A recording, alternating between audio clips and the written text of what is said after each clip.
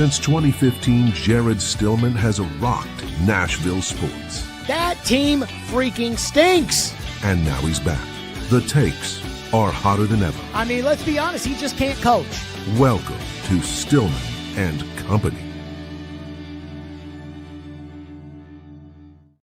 Stillman and Company on the 440 Sports Network, presented by Hiller Plumbing, Heating, Cooling, and Electrical on YouTube at Stillman and Co. Like and subscribe.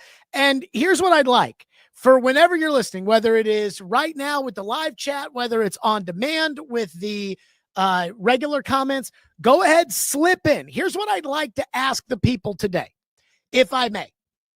What is it that you like about the new format that you didn't like about the radio show? So add that into the comments, because what I'm going to try to do is I'm going to actually try to listen to you guys and try to put together what I think is the best possible show in this medium that I can come up with.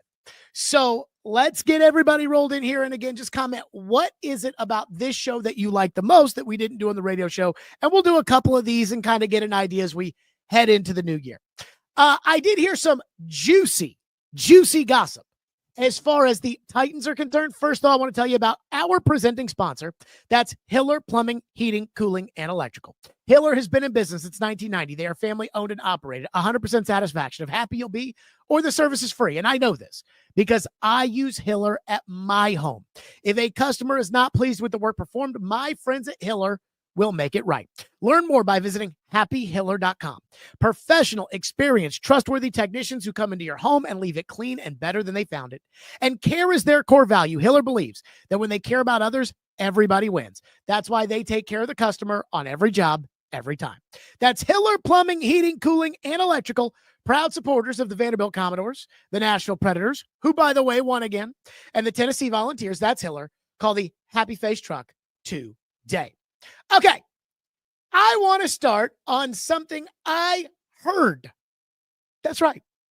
I had a senior NFL person at ESPN, and I'm not going to tell you what role they have, other than to tell you that they are a senior NFL person at ESPN. And this was a casual conversation that we were having about the Titans.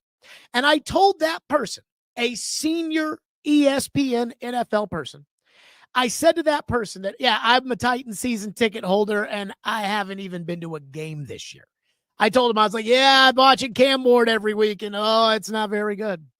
And that senior NFL ESPN person said to me, and I quote, "I feel bad for Brian Callahan. He totally underestimated the politics." And when I heard that, I thought to myself, what? Hold on. Wait a minute. Hold on. What are you? Really? Callahan? And then I asked for a clarification, and I didn't get a clarification. I'm like, what led you to believe this? What? So I'm going to assume that the narrative surrounding Brian Callahan, what I just heard there in higher NFL circles, or what Callahan is telling people. Again, I don't know if this is what Callahan's telling people or if this is what people, again, senior NFL person at ESPN. I don't know if Callahan's telling people this or if this is just what the assumption is in the higher NFL circles. But again, I didn't talk to Callahan about this. But the narrative that I heard was, he just wasn't prepared for all of the politics with the Titans. And I heard that and I couldn't unhear it. And I think there's two things that absolutely have to be acknowledged. The first one won't take us a lot of time to go over. And the second one is very depressing, and it needs to get fixed as soon as possible as far as this organization is concerned. The first thing that needs to be addressed is the reality that politics aside, office politics, corporate politics, whatever you want to call it, politics aside, Brian Callahan was a bad coach. And Brian Callahan was ill-equipped to be an NFL head coach. Even if he was in Green Bay where there is no ownership, or Pittsburgh, which has an incredibly pro-coach ownership, Callahan was a bad coach. He got up to the podium after the first game this year. He didn't know the rules. And after the Pee Wee program, there is nothing you can tell me that makes me think that Brian Callahan would have been a good coach in a different situation. So let me just put this out there. When it comes to Brian Callahan losing his job, while I feel bad for anybody who has to lose their job or anybody who has to go through the ringer of the Titans organization, I personally don't feel bad for Callahan because I think that Callahan was ill-equipped to be a head coach in the NFL. And I think Callahan was unwilling to adjust. He didn't change his coaching staff much after the first year outside of the special teams coach. He was hell-bent on calling the plays, even though that didn't work in the first year. Again, he thought that he was going to incorporate this Pee Wee program and that was going to stop the penalties. And I knew that was ridiculous. So he was way in over his head, and I am not absolving Callahan from any blame for Callahan's failure as head coach of the Titans. But the second part of this that I do not think can be ignored is the politics of the position got to Callahan. I'm not disputing that. Again, I don't think Callahan would have been a good coach no matter what, but that doesn't mean that the politics inside the building and within the organization weren't an issue for a young coach either.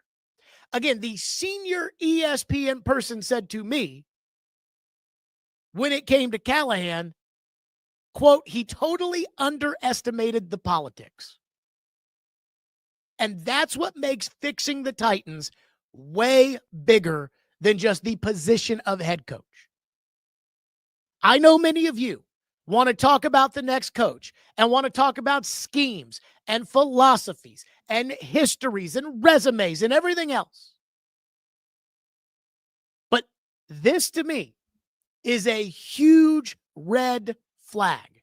And I feel like we constantly see when it comes to the Titans and their organization and their hierarchy, we constantly see huge red flags. Because this isn't the first time that I've heard from someone who works for Amy Adams Strunk and Burke Nihill with the Titans that has said something about office dynamics, politics, playing favorites, family members in the building. So I'm going to tell you what I know as far as the Titans, politics, power structure, whatever you want to call it.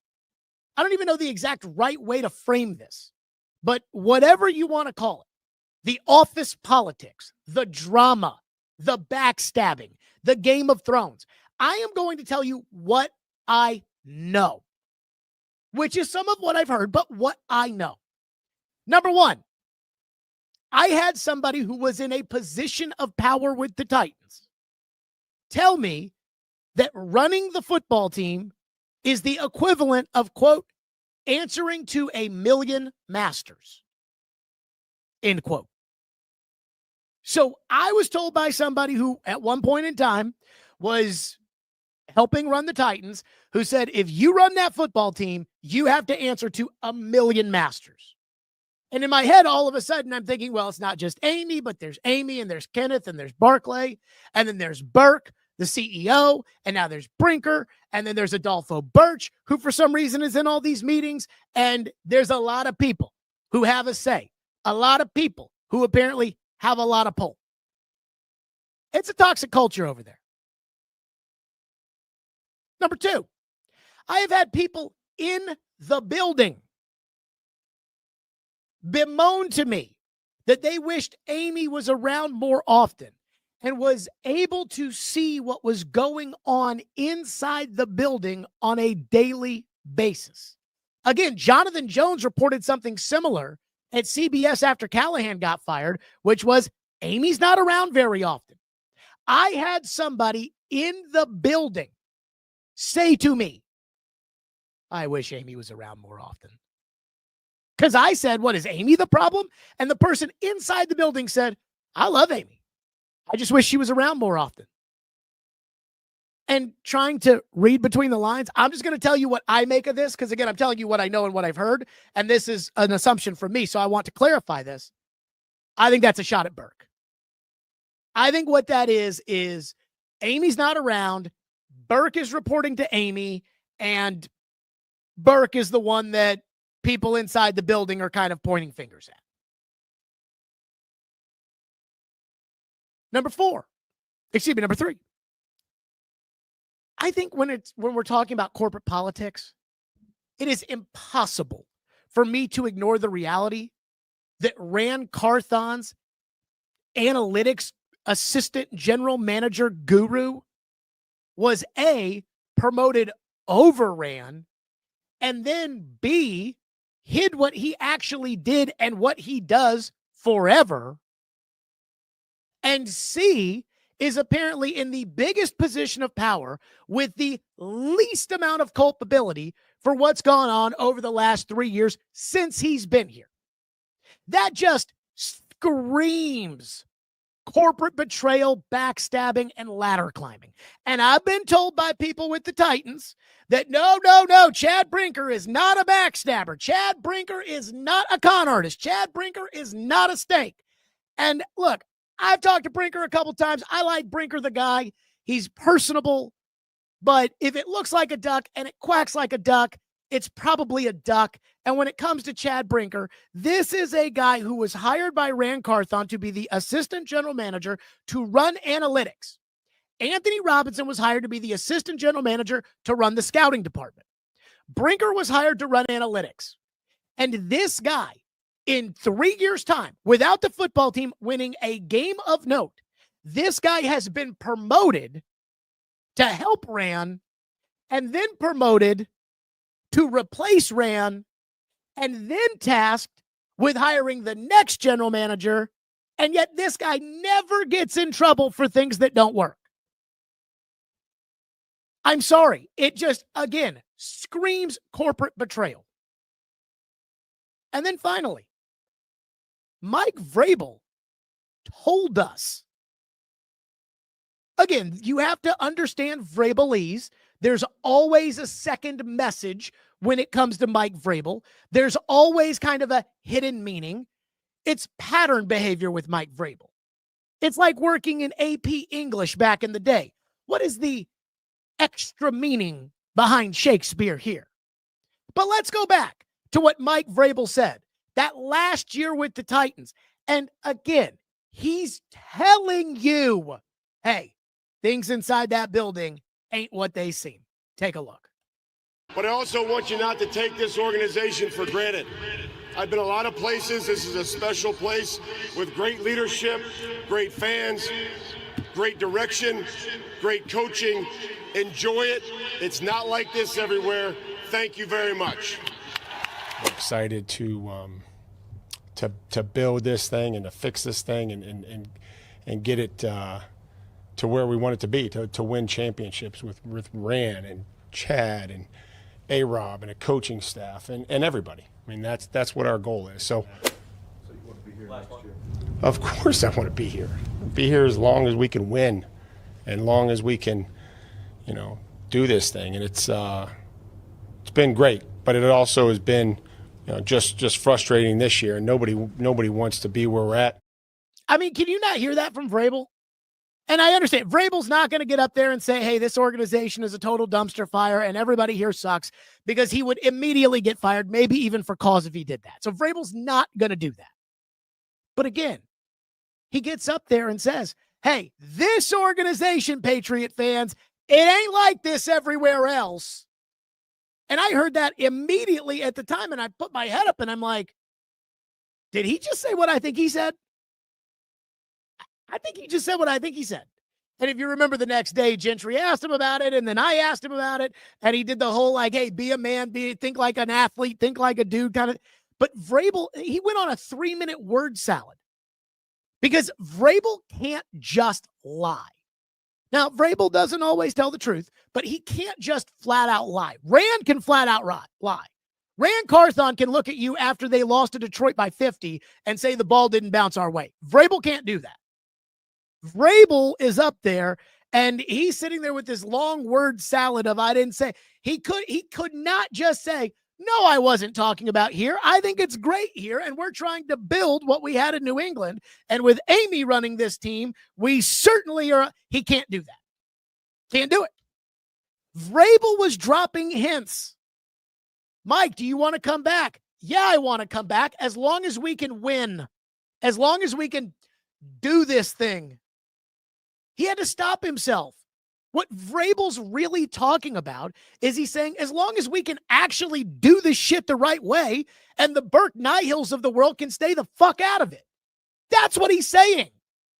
By the way, that Vrabel answer when he was asked if he wanted to stay was like a 3-minute answer in which he turns in this giant word salad about like individual moments in games at Jacksonville and Houston. Like he's trying to think of like, okay, how do I land this plane? For a guy who's very savvy at talking to people, when Vrabel knows that he's about to go somewhere that he doesn't want to go, he just starts talking in circles.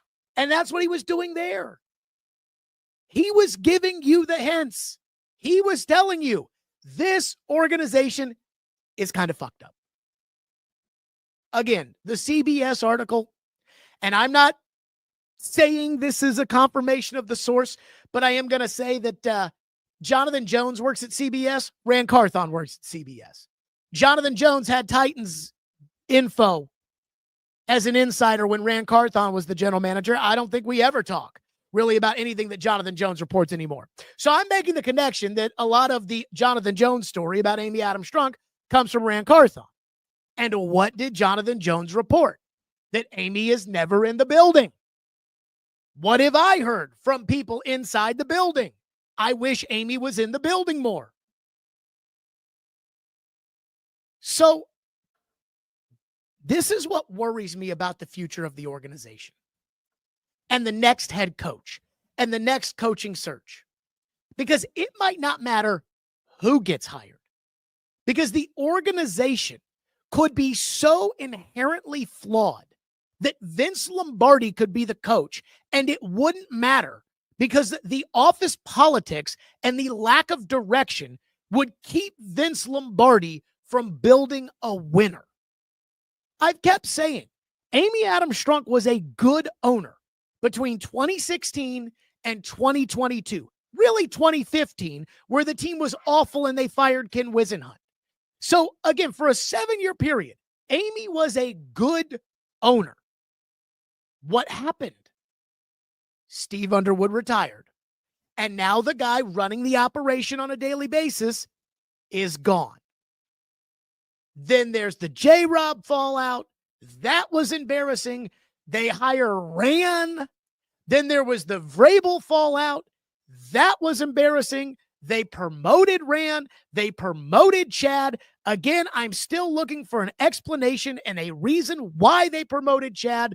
They hired Callahan, who wasn't ready for the office politics, who was great at going along to get along. They've brought in Mike Borgonzi, who, again, was looking for his GM shot. We don't even know how much power he has compared to what Brinker's got, whatever. You're telling me that Vince Lombardi could thrive in that operation?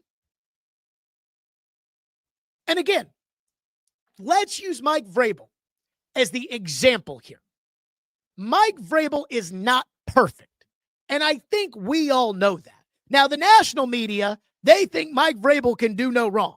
They think this guy farts perfume, and not the cheap perfume that you would find at TJ Maxx, but the expensive perfume that would be at a Saks Fifth Avenue.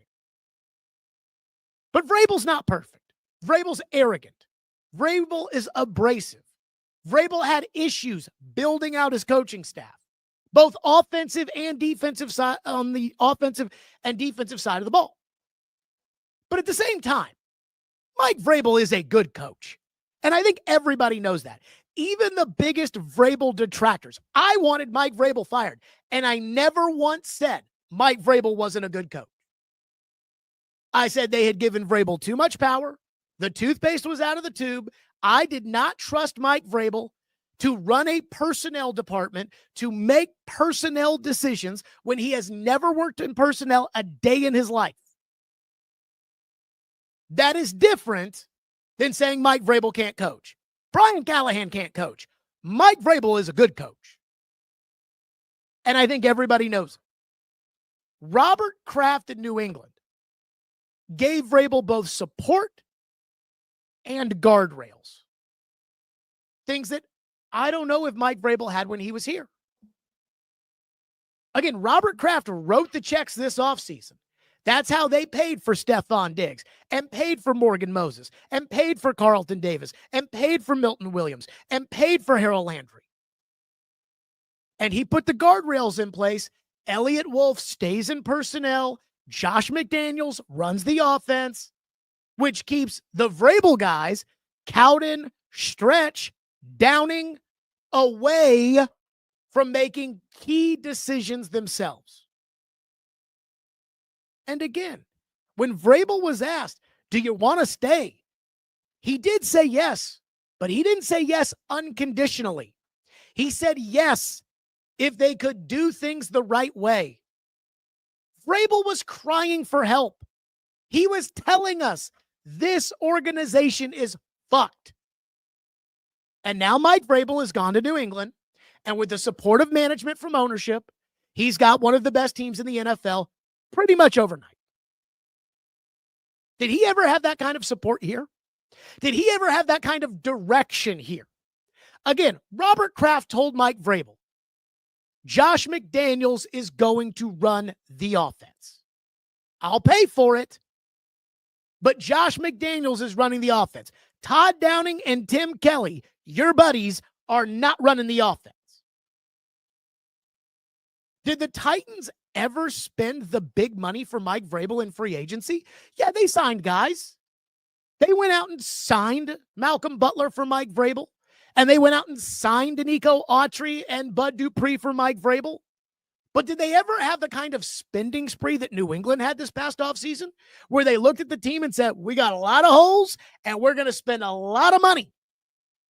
And the answer is no. Did the Titans make Mike Vrabel hire real coaches? No. They brought in Jim Schwartz as a special advisor. Again, Robert Kraft made Vrabel hire his Jim Schwartz with Josh McDaniels as the offensive coordinator. When Dean Pease left, the Titans basically said, do whatever you want, Vrabel. And he quasi-promoted Shane Bowen. And after that year, ended in a total disgrace defensively, they brought in Jim Schwartz as a special advisor. So 2 years later, Jim Schwartz just goes to Cleveland. Why didn't they say, no, Mike, Jim Schwartz is going to be the defensive coordinator of the Tennessee Titans? Period. They don't have the guardrails that Robert Kraft had. They gave Vrabel an incompetent general manager and demanded a collaborative system that, number one, doesn't work, and number two, wasn't how they did things in San Francisco.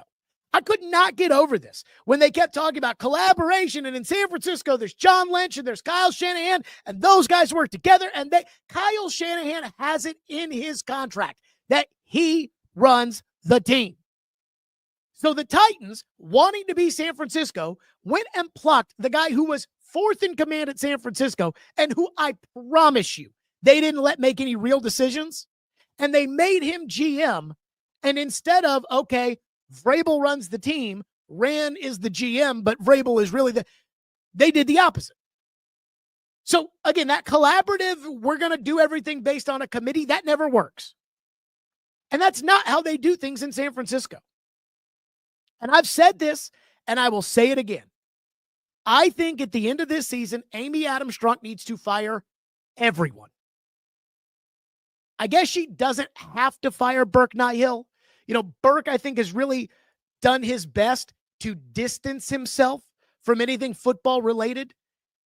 Last year, he was doing interviews about how great of a hire Brian Callahan was. We crushed it. This year, it's like stadium. Do not even mention my name unless the stadium is involved. So if you want to keep him on as stadium CEO, fine. But I'd fire Burke if I were her. She needs to start over. And then once she starts over and gets the next Steve Underwood in place and gets the next general manager in place, then she needs to go to Texas and she needs to stay out of the day-to-day. Either be here all the time or stay out of the day-to-day.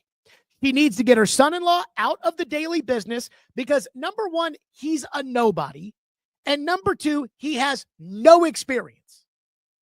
The only reason he's in the hierarchy of the organization, and I hate to say this is going to sound rude and crass, but it's the truth, he's porking the owner's daughter. That's it. He has no qualifications to be involved in the day-to-day building of the Titans. And she needs to hire experienced football people, specifically one experienced football executive, and to let that person run the team like a real football operation. That's what she needs to do. I don't think she's going to do it, but that's what I think she needs to do. And this takes me to two realities. Number one, the Titans might not be fixable no matter who they hire. Think about all the coaching searches that have been done lately and the hirings and the firings. And do we think that the Jets, Browns, Raiders, Giants, Arizona, do we think those teams are all at the bottom of the league because they made bad coaching hires? Do we think that the Jets are bad because Aaron Glenn is bad? Do we think the Browns are bad simply because of Kevin Stefanski? Like, do you really think Pete Carroll is the reason the Raiders are at the bottom of the league? I don't. It's ownership. The Browns have always been bad under Jimmy Haslam. The Jets haven't made the playoffs since Rex Ryan was the coach. The Raiders have tried everything. They tried Josh McDaniels. Then they had the popular guy, Antonio Pierce. Now they've got the guy who is a future Hall of Famer in Pete Carroll. And none of it's working. Why? Because they're morons over there. So that's my first reality. Excuse me for a second. That's my first reality when it comes to the Titans and the coaching search and the state of the organization. It may not matter who they hire because the organization might be just so bad. And the second reality, this makes me want Arthur Smith to be the next head coach. And I'll tell you why. There are two specific reasons with Arthur. Number one, Arthur knows what he's getting into. Again, I was told by a senior NFLer at ESPN that Brian Callahan didn't understand the politics when he took the job. And that probably is true. Now, that's probably not exactly why Callahan got fired, but it probably is true. Arthur does. Arthur knows what he's getting into. Matt Nagy doesn't. I don't think Mike Borgonzi knew what he was getting into. I don't think Robert Saleh, if you were to hire him, I don't think he knows what he's getting into. I don't think Mike McCarthy knows what he's getting into. Arthur does. Arthur was here under Wisenhunt, so he was here when Tommy Smith was running the team. He was here under Mike Mularkey when Amy took it over, and he was here under Mike Vrabel. Secondly, Arthur Smith has fuck you money, so he doesn't have to kiss ass like everybody else. So if someone is going to come in here and they know what they're getting themselves into, and they can have a plan as to how to build out the Fakakta Titans organization, it's Arthur. If there's anybody who can understand, hey, this is really how much power I have. This is how I have to get more power. This is how I manage the no football knowledge people like Burke Nihill and Adolfo Birch. This is how I manage the son-in-law. This is how I interact with the general manager. And this is how I go directly to Amy. If anybody understands it, it's Arthur. Arthur's a smart guy. Ask Paul. Don't ask Paul, hey, should Arthur be the coach? Ask Paul, is Arthur a smart guy? He'll tell you he is. So again, it may not matter who they hire because this organization is such a mess, but if they do hire somebody, I want it to be Arthur because he's the only guy that I think knows what he's getting into. So if there is a fix without Amy getting rid of Burke and without Amy getting rid of Brinker and without Amy getting rid of the son-in-law, then I think it's Arthur who's going to be the one to figure it out. But the reality is this dynamic of who is truly pushing and pulling the levers of the Tennessee Titans needs to be discussed. This needs to be something that the fan base is aware of. We all know Amy hasn't done a good job, but we base that on wins and losses. But it's more than that. And these things won't be talked about on 104.5 because, quite frankly, I don't think 104.5 is allowed to talk about them. I think if they bring it up on 104.5, it's up management line 1. And it won't matter if they do get talked about on 102.5 because outside of the morning show, nobody listens to 102.5 anymore. But it needs to be discussed. It needs to be investigated by Nick Suss at the Tennessean. It needs to be written about by Gentry Estes. It needs to be common knowledge amongst Titans fans because people who leave this organization never say things like, man, I'll tell you, I wish we had had better luck. Oh, man, that was a tough break we had. It's always, man, the politics in that place are absurd. Man, the guy running that team has to answer to a million masters. Man, it's not like it is in New England over here. That's always the discussion. And that's not going to stop until they get shamed out of it. And I will continue to contend that Mike Keith didn't just leave because he grew up a Tennessee fan and he went to Tennessee and he worked for the Vol Network as much as it was that Mike Keith wanted to be somewhere that wasn't incredibly flammable. And this place is absolutely on fire. Because if the Titans don't change, if it again looks like a duck, quacks like a duck, and it is a duck, if the Titans are a place of corporate ladder climbing and backstabbing where nobody can really trust anybody and nobody was hired on the same time frame as anybody else and everybody is trying to play favorites to the owner down in Texas, then it doesn't matter who they draft. It doesn't matter who they hire as coach. And it won't matter who they fire. And they'll have the same shitty team every year. Just like the Cleveland Browns and the Las Vegas Raiders and the New York Jets are the same shitty team every year.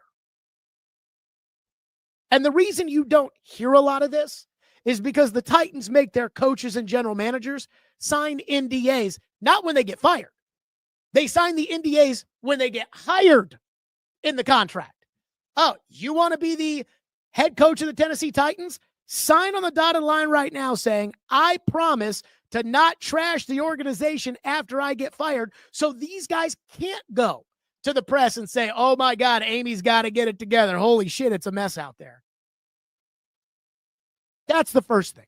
That's the big thing. Again, I am not absolving Brian Callahan of blame for having been, in my opinion, a terrible coach. But when I've got a senior, respected ESPN person who works in the NFL, or I said works for ESPN, but adjacent to the NFL, telling me he totally underestimated the politics of that place, that is about the 800th red flag about how this organization is structured that I've seen over the last 3 or 4 years. So they need to be shamed on this. This needs to be a big discussion. So that's the first thing. That's the big thing. The second thing on today's program leads me into what I can't wait to hit the button. But it leads me into today's The Cam Ward excuse of the day. Okay, so NFL film gets released to the public on Monday afternoon. And once it gets released to the public, the Twitter film gurus always go all in on dissecting it. And one thing that I think is pretty amazing is how the Titans-themed Twitter film gurus seem to always have excuses for Cam Ward. These are our friends at Music City Audible. This is Justin Graver and Justin Mello. And let me say this, and I said this on Twitter yesterday. I love Justin Graver. I love how much Justin Graver loves the Titans. I love Justin Graver and the fact that he works really hard with the content he puts out. I love Justin Graver. In fact, we need to have the Music City Audible boys on the show at some point, and I'll go on their show. I don't give a shit. So I love them. But this was yesterday. Remember the throw against San Francisco where Cam Ward put the ball in the defensive back's hands, could not have put it any better. Here's what Justin Graver said on the Music City Audible, which dropped yesterday. Take a look. Van Jefferson does have space running up this direction. And as the ball comes out, look, he stops. His feet are flat-footed right here. And there's nobody out here where the ball's going to land. If he keeps running this route, he is between the ball and the defender who makes a play on it and makes a big catch for 20-plus yards. And we're going to sit here on the broadcast and say, oh my gosh, a defender dropped an interception. What is the quarterback doing? What is he seeing on this play? What is he looking at? He's looking at his guy running pretty much open to space and dropping a ball out there that is very catchable. That again, if he gets there, the defender isn't going to have a shot at it. So this is 100%, in my opinion, not on Cam Ward throwing this almost interception. 100% not on Cam Ward. So again, if you look at the film, it not only says the ball in which Cam Ward just placed beautifully into the defensive back's hands was not a mistake that, hey, he'll get it fixed. No. It was 100% not on Cam Ward, according to Justin Graver, because if this happened, if this happened, if that happened, if this happened, then Cam Ward would have actually thrown a touchdown on that pass. The Cam Ward excuse of the day. And I get it. Justin Graver wants Cam to be a success. He's a Titan fan. I'm a Titan fan. I have dreams of the Titans one day having Tom Brady or Josh Allen or Lamar Jackson or whomever playing quarterback. I do. But I'm not going to just pretend that something that happened didn't happen because I want to believe that that's the case.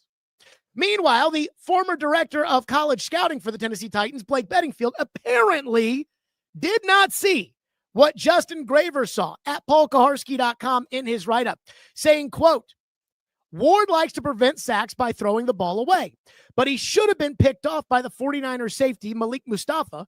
The 49ers defender dropped an easy one. Ward threw the ball high and into double coverage. Apparently that has nothing to do with, look at the route Van Jefferson didn't run.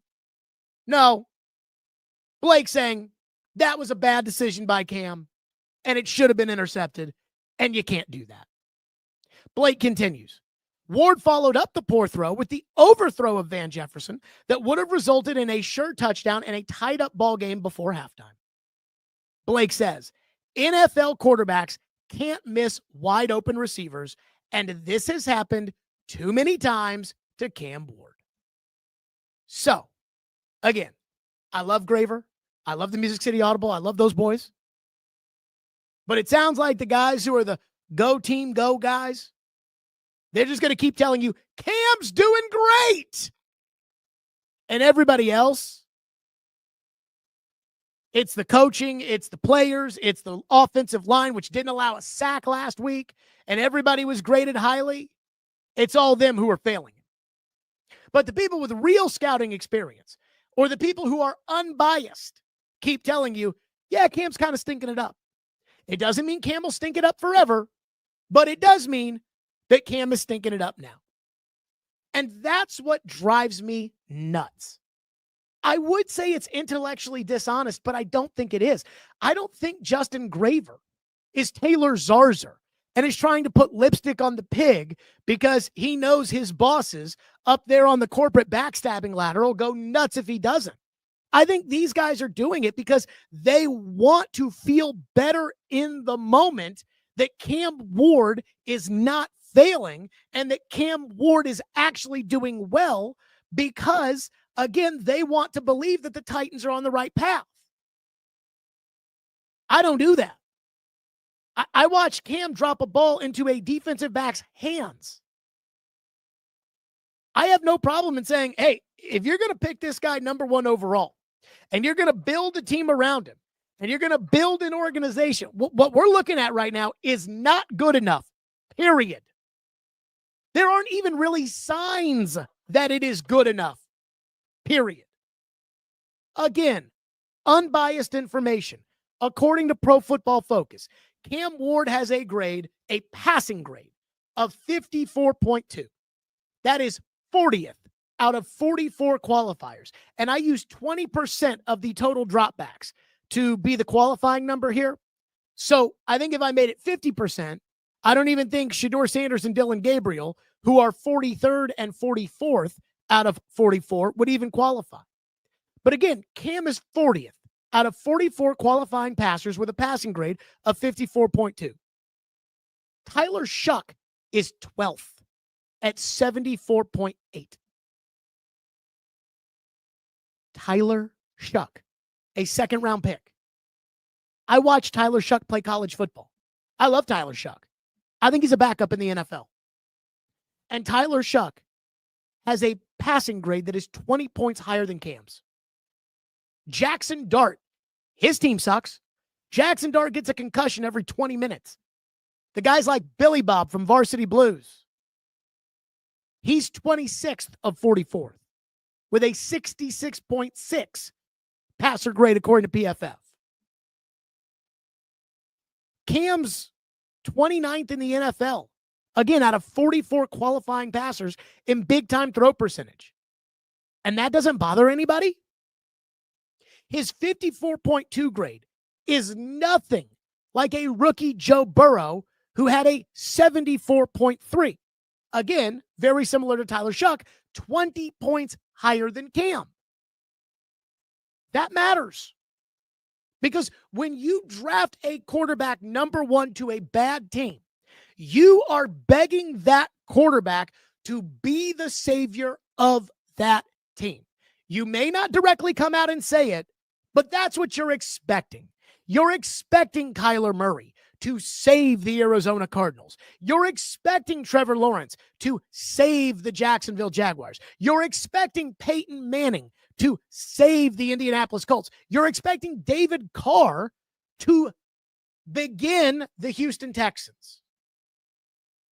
You know who had 54 passing grades as a rookie? Zach Wilson, Skylar Thompson.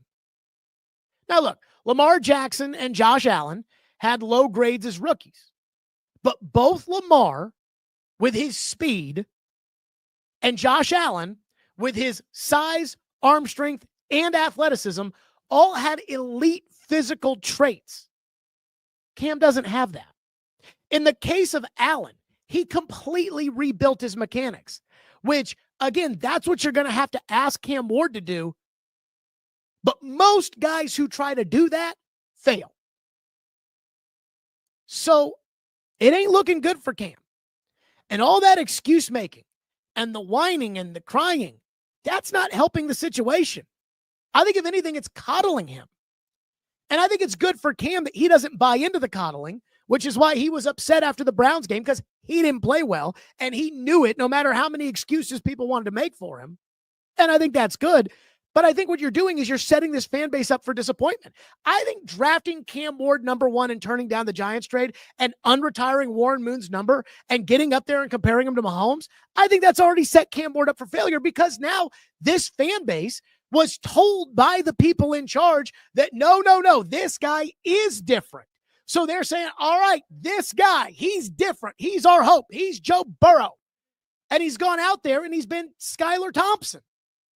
And the fans aren't stupid. They're watching that. They're thinking, wait a minute. We turned down 2 number ones and 2 number twos for this? When we could have just drafted Tyler Shuck? What? And I think when you have a fan base that gets super disappointed, especially with ownership that is not stable, I think you run into big problems. Again, this is why the Jets are the Jets. So that's the second thing.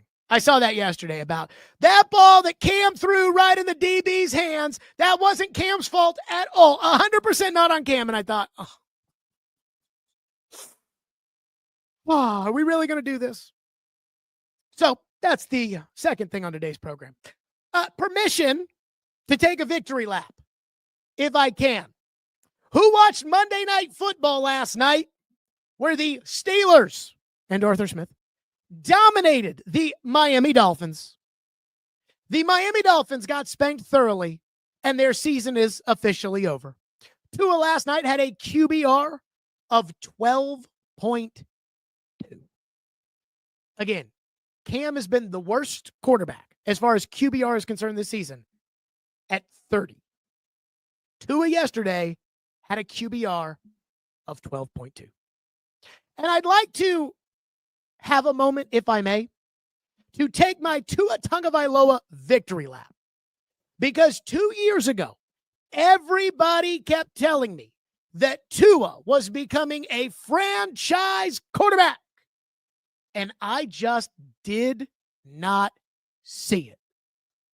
I saw a quarterback who had Tyreek Hill and Jalen Waddle and had a very good offensive line with guys like Robert Hunt. And he was putting up massive numbers, but the massive numbers he was putting up were all against bad teams at noon in games that nobody watched.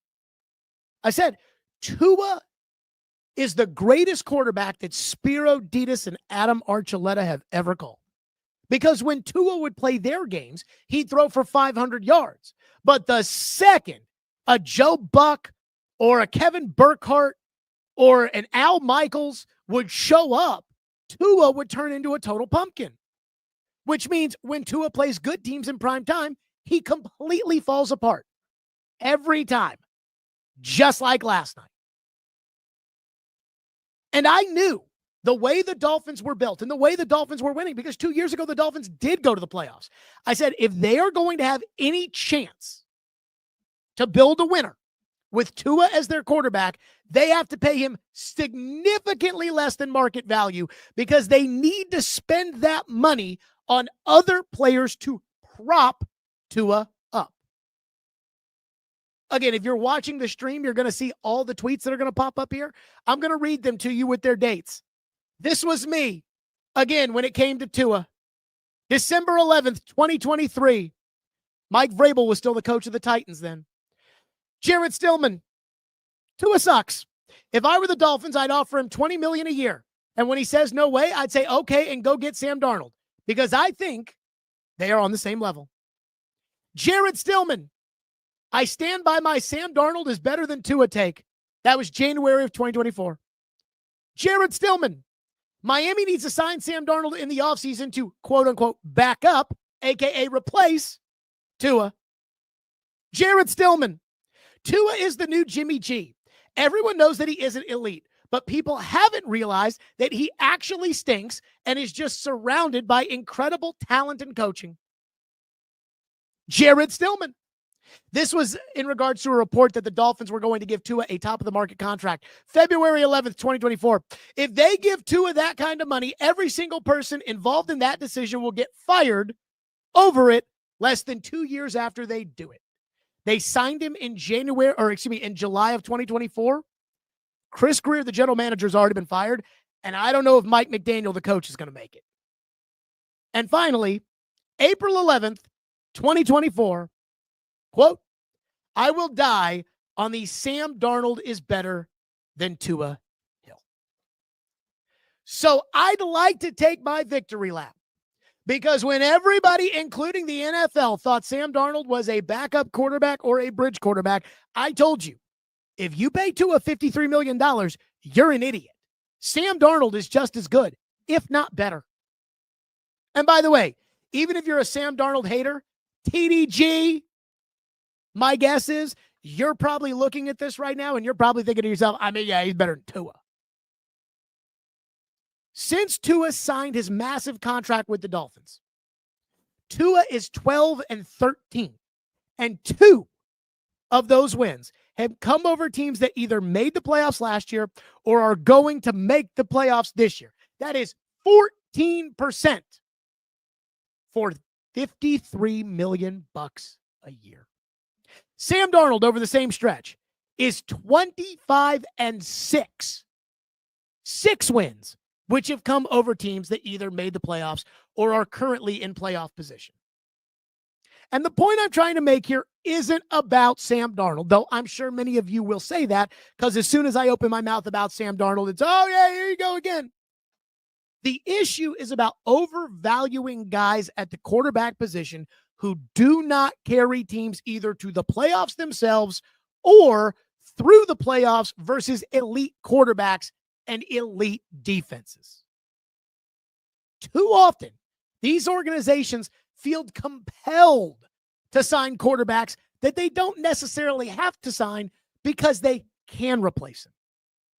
It should never be, we have to sign our quarterback to top dollar because who out there's better?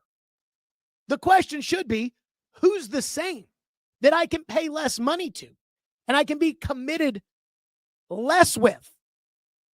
I'm a firm believer that you get what you pay for in life.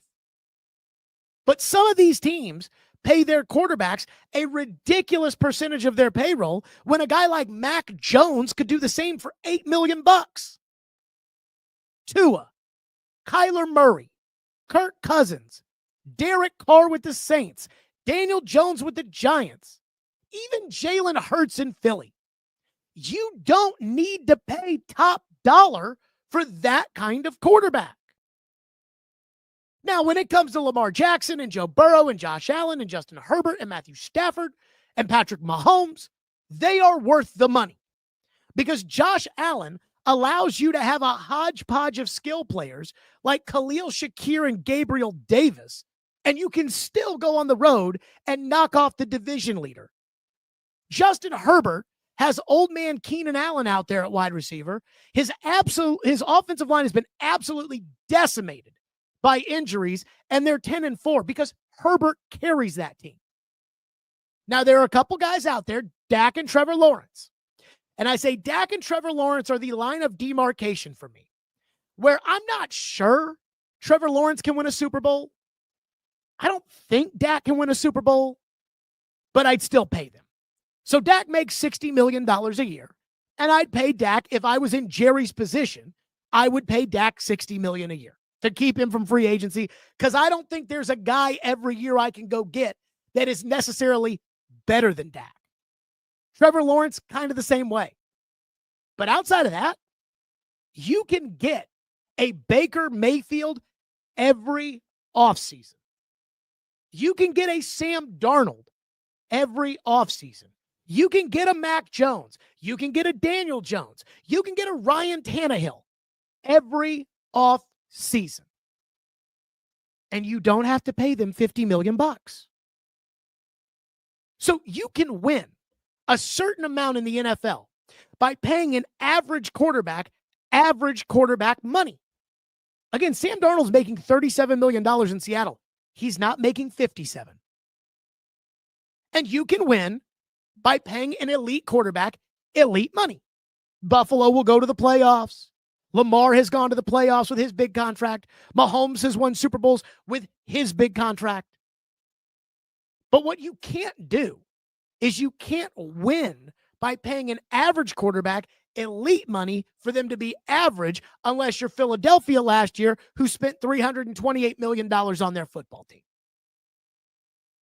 The Miami Dolphins paid Tua because, well, we drafted him and we might as well. And the truth is, Tua kind of sucks. And not only does Tua kind of suck, but you paid him $53 million. And you can't beat any good teams. What would have happened if 2 years ago, the Miami Dolphins, before free agency, went to Tua and said, we'll give you $20 million a year. We'll give you 5 years, $100 million. We'll give you an opt-out after year 3, but each year is $20 million. And you can opt out of it whenever, after year 3. We'll guarantee it for 5 years. So again, $100 million. His agent would have said, no way. Tua has these stats, and we went to the playoffs, and Tua this and Tua that. And I said, fine. Then Tua can play on the 5th-year option. And then I'll go sign Sam Darnold, and he'll take $20 million because everybody else is offering him 10. And then we'll see. And again, I think Sam Darnold is better than Tua. But you had to have thought that 2 years ago, like I did, in order to execute that plan. Instead, the Dolphins paid Tua, And now the Dolphins stink. And they stink because Tua stinks. I just wanted to take my little victory lap on that if I could. A quick little thought on the Predators. They won again last night. They beat the St. Louis Blues. And they've now won 7 of their last 10. They are 7-3-0. And that last 10 is kind of important because that's when Barry Trotz went to the Tennessean and said, I need more fucking from the players. Now, I think what he meant was he needs fucking more from the players, but I have dyslexia and I do things like that all the time, so I understand. The Predators still, according to Money Puck, have a 10% chance of making the playoffs. Not very good. And they are still in last place, though they are in last place by 1 point, and they have 2 games in hand on the Blues, who have 31 points. They have 30 points. I don't think the Predators are going to turn this around and go to the playoffs. And I worry what a 7-3 stretch will mean for Barry Trotz and Andrew Burnett. And, is there now an internal I told you so going on over there? I don't know. But if they want to go on another heater where instead of 7-3 over 10 games, it turns into 14-6 over 20, then they might actually make a season out of it. What I don't want to see happen and what I think might happen, and I worry about, is the idea that Barry Trotz is now saying, I told you so, and this team will rack up an extra handful of points during the course of the year, and they'll find themselves picking 9th after the Verkakta lottery fucks them once again. That's what I don't want. But if they want to go ahead and turn this thing into a playoff run and give them a chance, I'll get behind it. But I still am rather skeptical. But good for them. And I do think it's a good sign for Barry Trotz that he called out the players and the players have responded. That is a good sign. And finally, I have got to get to this. I cannot wait. I am laughing so hard. So I don't give a shit about the New York Jets. And apparently the New York Jets fired Steve Wilks as their defensive coordinator yesterday. Again, I like Steve Wilks. I think Steve Wilks is a very good defensive coordinator. Now, I don't know what happened in San Francisco there. And look, I know I've talked to people inside the NFL who really like Steve Wilks. I don't know Steve Wilks. I think he's good. But Steve Wilks got fired. Now, last week, Aaron Glenn came out and defended Steve Wilks and talked about how Dan Campbell had his back at the beginning in Detroit when things weren't going well, and he's going to have Steve Wilks back. The Jets are 30th in the NFL in points allowed, 20th in total defense. And so Glenn backs Wilks. Then, a week later, Glenn fires Wilks. I don't care about any of that. But here's what I care about. Josina Anderson. I had to read this tweet like 6 times. This popped up in the For You section of Twitter. Quote, league source on Jets head coach Aaron Glenn firing Steve Wilks. Quote, when you give up 48 points that easy, shit happens. I hate that for Steve Wilks because he's a good dude. But between you and I, which, by the way, usually, Josina, means don't share that. Between you and I, our linebacker play has gotten worse. You lose Quinnen Williams, and you lose that element of inside pass rush. You have an undrafted rookie quarterback in there. We weren't expecting him to be Joe Namath, but obviously there is a disconnect out there with areas on the football team from a preparation standpoint. At the end of the day, we didn't play well. It's not all on him. He was the defensive coordinator for the 49ers in the Super Bowl a few years ago and a former head coach. You just hate that this shit happens. And everybody and their grandma read that Josina Anderson tweet and said, that's Aaron Glenn. Again, apparently the line, we weren't expecting him to be Joe Namath, in reference to Brady Cook, the quarterback who started on Sunday for the Jets. Apparently that's what Aaron Glenn said about Justin Fields when they signed him to be the quarterback. Again, at the end of the day, we didn't play well. This league source says, It's not all on him.